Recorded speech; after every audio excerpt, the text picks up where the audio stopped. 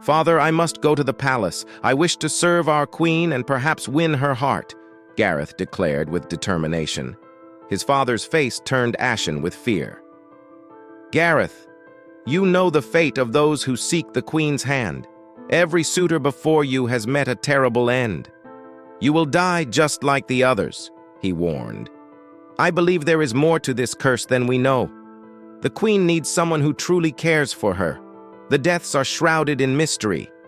Our queen is too beautiful to be cursed," he argued. His mother grabbed his arm. "Please, my son, think of your life. There are other ways to serve the kingdom without risking yourself. I don't want to lose you." But Gareth was undeterred. "I must follow my heart." He stepped out of his home and set out for the palace. His father called after him, his voice filled with anger and sorrow. "Gareth, if you go, you will be dead to us. Do not expect our support when you face the consequences of your foolishness." As Gareth walked away, he felt the weight of his family's anguish, but he knew he had to see this through. The whispers of the villagers echoed in his mind, stories of the cursed queen and the men who never returned. But Gareth was determined to uncover the truth. Gareth arrived at the palace gates, his heart pounding.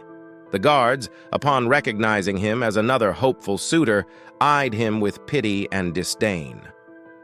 "Another one to throw his life away," one muttered. Gareth straightened his shoulders.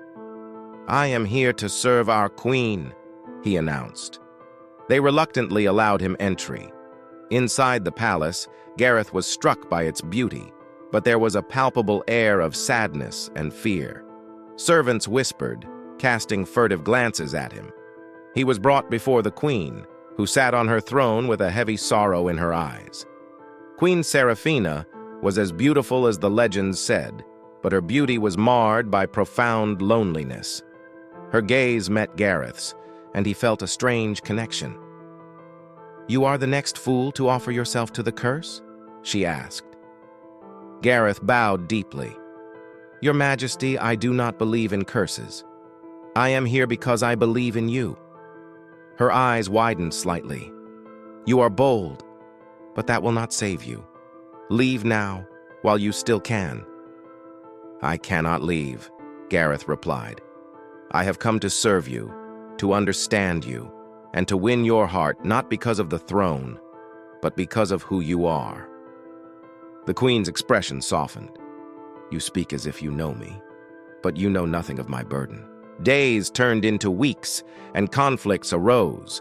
Parents of the lost suitors gathered outside the palace gates, demanding the queen leave the kingdom. "Your curse will bring nothing but misfortune," they cried. "Leave and free us from this torment." Gareth stood by the queen's side, facing the angry crowd. "This curse is not of her making," he declared. "She suffers as much as anyone. I beg you to see the person behind the throne, a person who needs our understanding and support." Queen Seraphina was moved by Gareth's unwavering support. "Why do you continue to stay, knowing the risks?" "Because," Gareth said softly, "I see the loneliness in your eyes, the heavy burden you carry. I want to lift that burden, even if only a little." One evening, Gareth discovered the queen in the palace gardens, tears streaming down her face. "They hate me," she whispered. "I am a queen without a kingdom, a heart without love." Gareth approached her, taking her hand gently. "They do not know you as I do. You are not defined by a curse, but by your strength, your kindness, and your resilience." She looked into his eyes, searching for any hint of deceit, but found none. "How can I trust you?" Gareth reached into his pocket and pulled out a simple locket, a keepsake from his mother. "This was given to me by my mother, a symbol of love and protection. I give it to you as a promise of my sincerity and my heart." Touched by the gesture, she felt a flicker of hope. "You are the first to see me for who I am, not for what I represent. Perhaps there is a chance." As the days passed, the bond between them grew stronger. One night they shared a tender moment, and for the first time, she felt truly loved. The curse, if it existed, seemed to lose its power in the face of their genuine connection. Word of their bond spread through the kingdom, and the once angry crowds began to dissipate.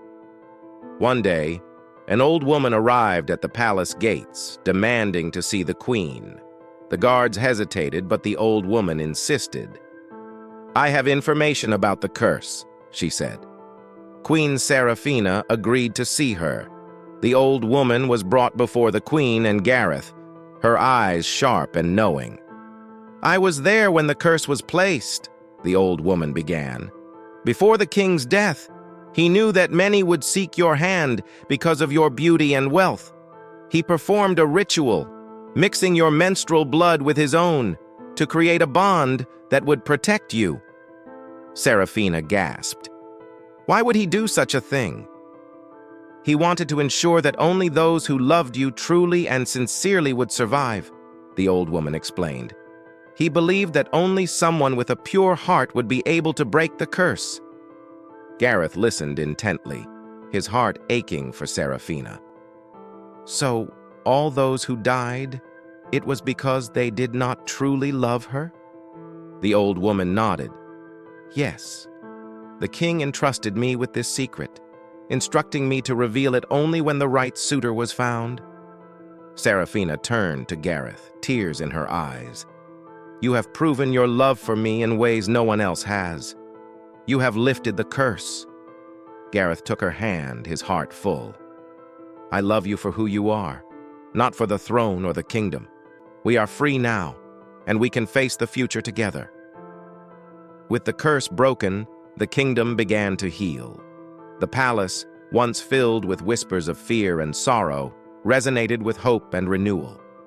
Queen Seraphina and Gareth ruled with compassion and wisdom, their love a beacon of light for all to see.